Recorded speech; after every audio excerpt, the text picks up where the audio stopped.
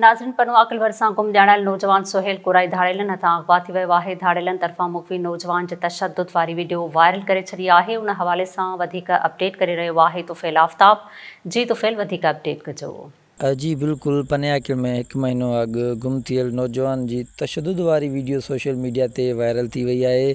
पनियाकिल लॻ दादुल थाणे जाद में ॻोठ साहिब खान कोराई वासी नौजवान सोहेल अहमद कोराई जेको ताज अहमद कोराई जो पुटु ॿुधाए पियो जेको 1 महीनो अॻु गुम थियो, जंहिंजो इतला वारसनि पिण दादुल थाणे ते ॾिनो, जंहिंजी अॼु सोशल मीडिया ते वीडियो बि तशद्दुद वारी वायरल कई वई आहे, जंहिंमें नौजवान SSP सखर समेत तमामु लाॻापियल इदारनि खे अपील करे रहियो आहे त हुनखे बाज़ियाब करायो वञे, हुनखे आज़ादु करायो वञे।